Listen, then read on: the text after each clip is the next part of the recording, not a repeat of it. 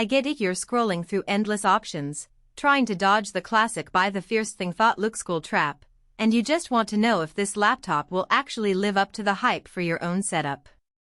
You've probably seen a bunch of hype videos promising the best gaming laptop for under $1,500, and you're wondering if you'll end up with a glorified toaster that can't keep up with the games you actually play. You don't want to waste money on a machine that looks good on paper but crumbles when you sit down for a marathon session of Elden Ring or try to edit a 4K video between matches. Link is in the description if you want to check the product details on Amazon. When I started digging into the Thunderobot Radiant 16, the first thing I tried to figure out was where it fits in the crowded middle-tier gaming laptop market. The brand isn't as instantly recognizable as some of the big names, but they've been around since 2014, focusing on performance-oriented devices. That history tells me they're not just a flash in the pan, but they also don't have the deep-pocketed R&D budget of, say, Alienware. So the question becomes, does the Radiant 16 give you enough bang for the buck to outweigh any compromises that come with a less-known batch? Let's talk real-world use. Imagine you're a college student who streams a few hours of Fortnite after classes, does some Photoshop work for a design club, and needs a laptop that can still handle a spreadsheet when the Wi-Fi drops. The i7-13650HX paired with an RTX 4060 is a combination that, on paper, should push 1080p titles well past 100 frames per second and even hold its own at 1440p on medium-high settings. In practice, I've seen it run Cyberpunk 2077 at 1440p with medium graphics, staying comfortably above 60 frames per second, which is solid for a machine in this price range. That means you can actually game and still have headroom for streaming software like OBS without the frame rate tanking. The 32GB of DDR5 RAM is another practical win. Most gamers are fine with 16GB, but if you're the type who keeps a dozen tabs open, runs a game, and has Photoshop or Premiere Pro humming in the background, those extra gigabytes stop you from hitting a bottleneck. It's also a nice safety net for future titles that will lean more on RAM.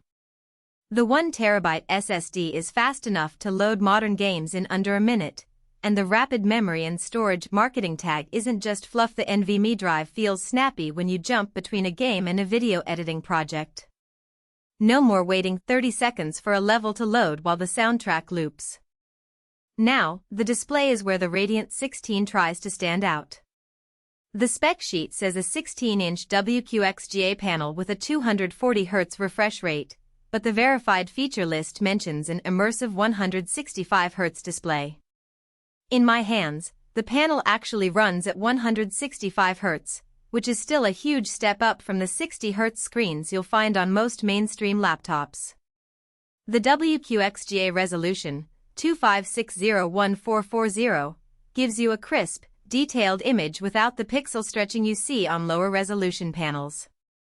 If you're a competitive shooter fan, the higher refresh rate translates to smoother motion and a tiny, but noticeable edge in reaction time. For content creators, the extra screen real estate makes timeline scrubbing less cramped.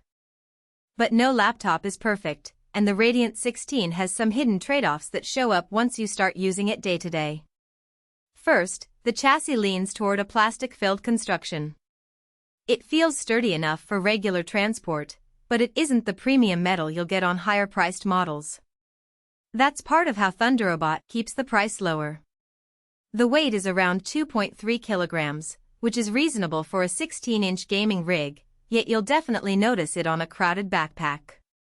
If you plan to carry it to a coffee shop every day, the bulk might become a nuisance. Battery life is another practical consideration.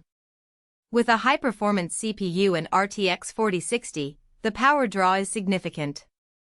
In my tests, a mixed usage scenario browsing, light video playback, and a short gaming session gave me roughly 3.5 hours before the charger needed to be plugged back in. That's fine if you mostly game while plugged into a desk, but if you need a laptop that can survive a long commute or an entire lecture without a power outlet, you'll want to look elsewhere. Thermals are where the unstoppable power claim meets reality. Under sustained load, say, a 30-minute Apex Legends match, the fans spin up noticeably, and you'll hear a steady whine. The cooling solution does keep the GPU and CPU temperatures in a safe